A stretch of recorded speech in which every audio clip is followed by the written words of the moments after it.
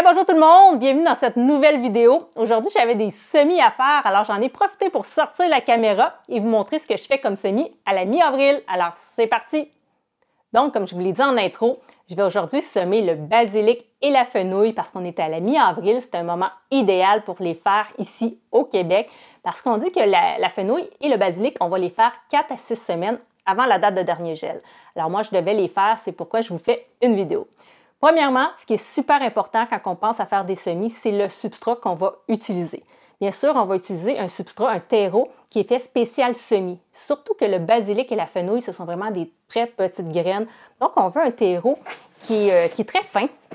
Le terreau à semis est souvent plus fin qu'un autre type de terreau, quand c'est un bon terreau, bien entendu. Si on trouve d'ailleurs des petits bouts de bois dans notre terreau à semis, on peut juste venir les enlever, comme ça ici, même si le terreau est très fin. Parfois, on y retrouve des petits bouts de bois. On peut les garder, ces bouts de bois-là, on peut les mettre dans un autre terreau quand on n'a pas besoin qu'ils soient aussi fins, par exemple. En plus d'être fin, ce qu'on va vouloir, c'est d'un bon terreau qui va bien retenir l'humidité. Parce qu'une graine, pour germer, va avoir besoin de beaucoup d'humidité. En fait, d'humidité et de chaleur. Puis là, je mets un bémol sur la chaleur parce que dépendamment des graines que vous allez faire, des légumes que vous allez cultiver, ça ne va pas demander nécessairement la même chaleur. Par exemple, il y a des graines qui vont demander seulement un 10-15 degrés pour germer, alors que d'autres, ça va être plus du 20-25 degrés. Comment savoir quelle chaleur que vous allez avoir besoin de mettre pour vos jeunes plants? Eh bien, c'est tout simple. Vous pouvez regarder sur les sachets quand vous achetez des semis ou encore sur le site de vos semenciers préférés. Donc, quand on parle d'un terreau qui va bien garder l'humidité, vous pouvez regarder derrière les sacs que vous allez acheter. Si, par exemple, il y a de la vermiculite à l'intérieur, déjà, c'est une pierre volcanique qui va permettre de venir retenir de l'eau. Donc, c'est bien quand on a un terreau à semis qui en contient déjà à l'intérieur de la vermiculite, ou pouvez-vous en rajouter dans votre terreau sans problème là, pour augmenter finalement sa capacité de rétention d'eau. Aussi, on va vouloir un terreau qui permet d'avoir une bonne aération à l'intérieur. Un des produits qui peut être mis à l'intérieur de votre terreau pour vous garantir une bonne texture de sol puis une bonne aération du sol, c'est à ce moment-là de la perlite. Et encore là, dans mon terreau, moi, celui que j'utilise, il y en a déjà à l'intérieur. On peut le voir, je ne veux pas mettre de la terre partout. Vous voyez les petites graines blanches à l'intérieur, c'est de la perlite. Et il y a aussi de la vermiculite à l'intérieur. Donc, il y a les deux petites roches volcaniques à ce moment-là. Donc, si encore là, il n'y en a pas déjà dans votre terreau, ça s'achète en pépinière dans un sac. Ça ressemble à des petites roches blanches. Et pouvez-vous aussi en rajouter directement dans votre terreau. Dernier petit point, quand je parle d'humidité, moi, avant de faire mes semis, je vais déjà venir pré-humidifier mon terreau. Bien sûr, quand on achète un terreau de qualité, souvent, il va y avoir déjà un bon taux d'humidité à l'intérieur. Quand vous allez ouvrir votre sac, vous allez le sentir que ce n'est pas très sec, c'est un peu humide. Mais moi, je rajoute quand même un petit peu d'eau à l'intérieur. Je m'assure, en fait, que mon terreau fasse une petite motte quand je la serre entre mes mains pour m'assurer à ce moment-là qu'il soit suffisamment humide et que je n'ai pas besoin de réarroser mes semis avant au moins une semaine, 2 semaines, même souvent avant la levée de mes semis. Je n'ai même pas besoin de venir arroser parce que j'ai déjà une bonne humidité à l'intérieur de mon terreau. Il n'y a pas le temps de s'assécher avant la germination. Donc, c'est un petit truc que moi je fais, c'est pas obligatoire, mais vraiment, je vois une grosse différence depuis que j'humidifie mon terreau. Je l'apprécie vraiment. Maintenant, pour ce qui est des contenants qu'on peut utiliser, il y a différents contenants qu'on peut utiliser, bien entendu. On peut utiliser, par exemple, des petits godets comme ça pour venir faire du basilic, de la fenouil, ça va très bien. On peut également utiliser des terrines ou des contenants qui sont recyclés comme ça. Ici, c'est un contenant de champignons qu'on peut à ce moment-là perforer en dessous là, pour laisser écouler l'eau, pour enlever le surplus d'eau, très important. Ou n'importe quel type de contenant que vous avez, là, ça fait le travail. Ceux qui connaissent ma chaîne, ça fait longtemps qu'ils sont abonnés, vous savez, j'aime bien utiliser des multicellules parce que ça ne prend pas beaucoup d'espace, ça ne prend pas beaucoup de terreau. C'est facile aussi, on a juste à rempoter au lieu de repiquer, séparer, le faire à racine nue. Souvent, c'est plus facile pour moi, je trouve, là, de juste prendre des petites mottes et les mettre dans des plus gros godets. Alors, je vais utiliser, c'est la première fois que je vais utiliser ces petites multicellules-là. Je vais voir s'ils fonctionnent bien. C'est sûr que c'est un plastique assez cheap. Ça, c'est ce qui est le plus décevant. Mais bon, je n'ai pas trouvé de petits contenants rigides, alors j'y vais avec ça. Alors, je vais faire deux alvéoles de 12 chacune, donc 24 de basilic, parce que j'ai de la basilic feuille de laitue et j'ai de la basilic génovaise, donc je vais faire les deux variétés. Et je vais faire aussi mes fenouilles à l'intérieur d'un contenant comme ça. Donc, je vais vous montrer comment je m'y prends. Alors, on va commencer premièrement en remplissant nos différentes multicellules de terreau. Donc, c'est tout simple. On va juste venir prendre le terreau et s'assurer de mettre du terreau dans chacune des multicellules. Et là, si on trouve des bouts de bois, on les enlève. Donc, on peut l'émietter comme ça pour s'assurer de bien le remplir. Comme ça. On y va. J'enlève les bouts plus durs. Et après ça, on vient juste passer notre main, s'assurer qu'il y en a partout. Comme ça ici. Je vais remplir le prochain. Ça va être déjà fait. Bout de bois.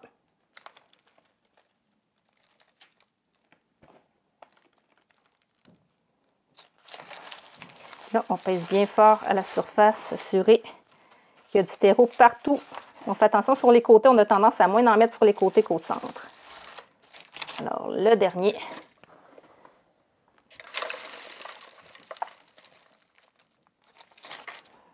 Et là, je sais qu'il y en a qui écoutent mes vidéos depuis longtemps. Vous savez déjà tout ça, hein? Je vous ai déjà montré à remplir des multicellules. Mais s'il y a des débutants, au moins, ils vont savoir comment faire. Alors, on pèse comme il faut pour bien les remplir. Et par la suite, ce qu'on va vouloir, c'est de s'assurer qu'il n'y ait pas de poche d'air à l'intérieur. Donc, on va venir juste passer nos doigts à l'intérieur pour venir enlever les poches d'air. Et on le fait pour chacune des alvéoles en même temps quand on pèse comme ça. Ah, là, je l'ai perdu, j'ai senti un bâton. Ah, c'est défait. Bon. Une fois que ça c'est fait, on va venir les remplir à nouveau, combler les trous. On va venir appuyer comme il faut à la surface et on le fait pour chacune d'entre elles.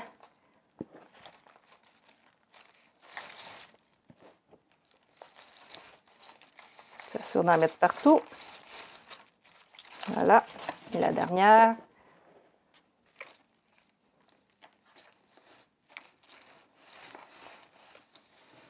Une fois que ça c'est fait, on peut utiliser un petit outil pour venir nous aider à taper au fond, à venir faire en fait un petit lit de semences, à venir plomber à la surface. Mais comme moi, vous voyez, mon outil n'est pas adapté à ces contenants-là, donc je ne pourrai pas l'utiliser. Alors, je vais juste le faire avec mon pouce, tout simplement. Comme ça ici. Ou avec un autre doigt, hein? Donc, une fois que ça c'est fait, on va venir mettre nos graines à l'intérieur. Là, je vais commencer par mon basilic feuille de laitue Valentino. Une très bonne variété de basilic que j'ai découvert l'année dernière. Je pense que je les préfère, ceux-là, au Genovese, qui ça fait des années que j'utilise. Alors, je vous montre, les graines sont vraiment très petites. Noires, petites. Donc, le noir, déjà, sur le terreau, on ne les verra pas bien. Ce que je vous conseille de faire, c'est de mettre de 3 à 5 graines dans chacune des alvéoles. On essaie de ne pas les mettre trop collés. Hein? Puis s'il y en a un petit peu plus, c'est pas grave parce qu'on peut les retirer par la suite ou encore décider de les garder, là.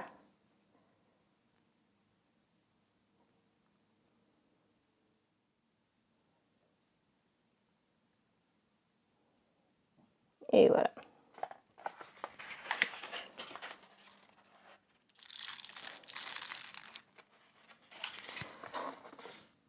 On va mettre une étiquette pour s'assurer, en fait, de ne pas mélanger nos variétés.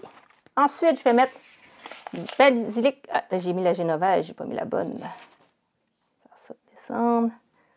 C'est la feuille ici que j'ai fait. Et là, on va mettre la Genovese, qui est quand même traditionnelle, la Genovese. C'est souvent celle qu'on retrouve, là, qui est vendue dans nos pépinières en plan. Et même chose, 3 à 5 graines.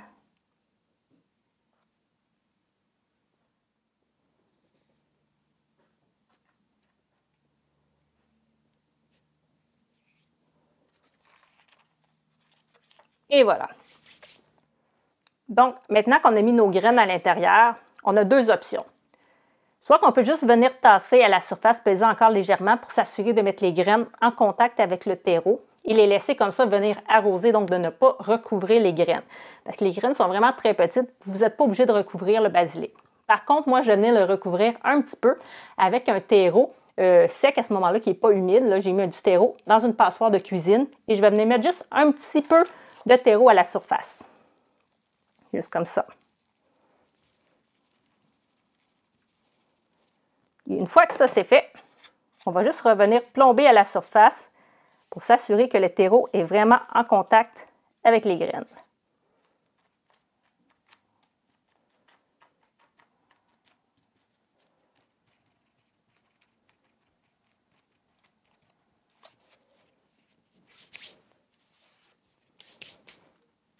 Une fois bien tassé, on va venir arroser avec un pulvérisateur. Encore là, c'est des petites graines, donc on ne veut pas bousculer les graines.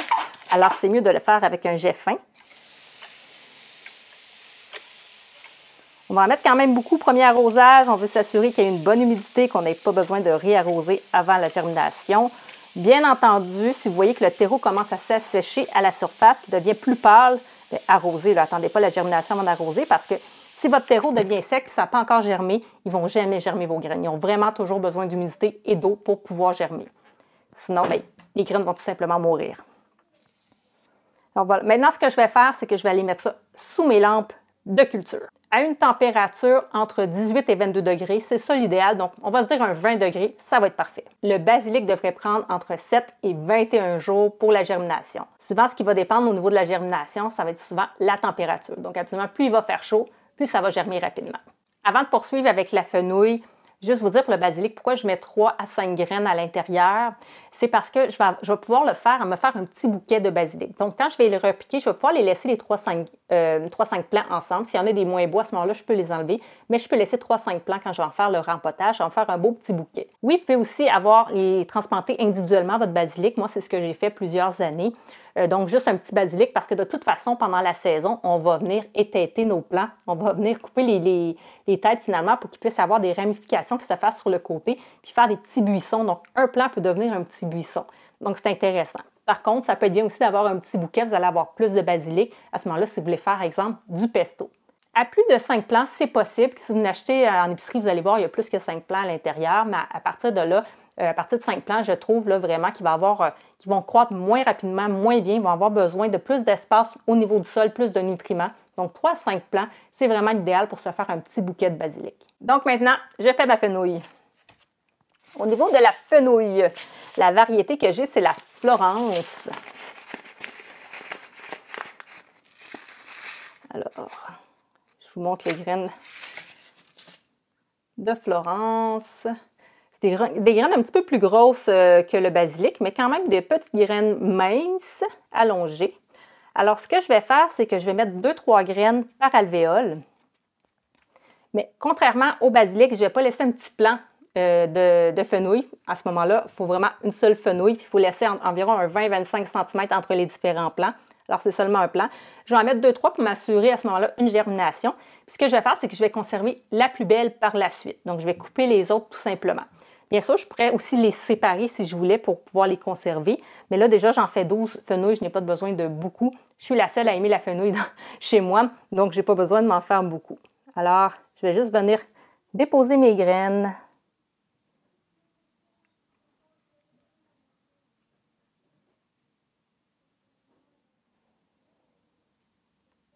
Je les distance un peu comme ça quand je vais venir conserver seulement le plus beau plant.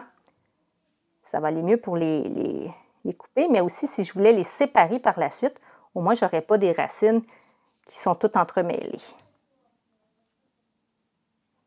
Ici, j'en ai 4, c'est pas très grave.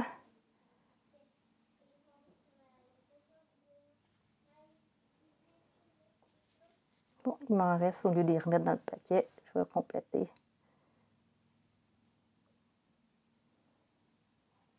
Et voilà. Là, on peut juste venir appuyer un petit peu dessus pour les coller sur le terreau.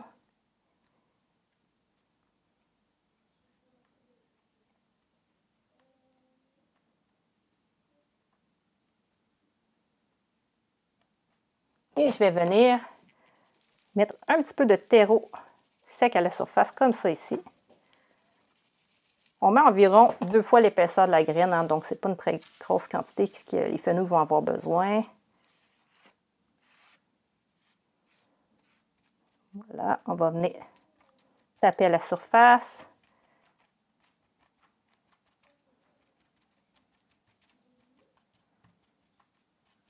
Comme ça, on s'assure que le terreau est vraiment en contact avec la graine. Et on vient faire un bon coup d'arrosage.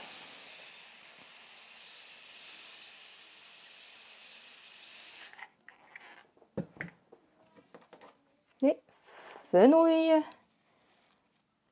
Je l'envoie retrouver le basilic. Donc, pour la fenouil, elle va avoir besoin d'environ 15 degrés, à partir de 15 degrés jusqu'à 25 degrés pour la germination. Donc, ça n'a pas besoin d'être aussi chaud, par exemple, que de la tomate ou de l'aubergine. Vous pouvez juste le mettre devant une fenêtre, par exemple, à la lumière, au soleil, puis ça va bien germer. Ça devrait prendre entre 10 et 14 jours pour la germination. Donc, voilà comment j'ai fait pour semer mon basilic et ma fenouil à la mi-avril. Mais juste avant de conclure, je vais vous montrer un petit quelque chose. J'ai fait des semis de pensée. Dernièrement, je vous ai fait une vidéo d'ailleurs sur le sujet. J'ai fait le test en couvert et non couvert. Celui qui était couvert à la noirceur a germé beaucoup plus rapidement que l'autre, 3 à 4 jours plus tôt que l'autre. À ce moment-là, beaucoup plus de graines ont germé. Et là, je vais vous montrer la comparaison. Je vais vous mettre une vidéo en incrustation parce qu'une autre chose qui est arrivée par la suite. Je vous en avais parlé aussi dans une vidéo. Mathéo fait beaucoup tomber mes plants au sol et puis c'est ce qui est arrivé avec mes semis de pensée. Et là, je les ai récupérés. Ils étaient directement au sol, tout viré à l'envers. Donc, j'espère qu'ils vont réussir à reprendre. On va voir. Je ne sais pas si je devrais me refaire des semis ou je garde espoir en ceux-là qui vont bien reprendre. Donc, à suivre. Mais bon, on va dire que Mathéo est encore passé par là. Donc, voilà pour mes semis du jour. Je vous ferai un petit suivi quand ils auront germé. Je vous dis merci. À la prochaine. Prenez soin de vous. Au revoir.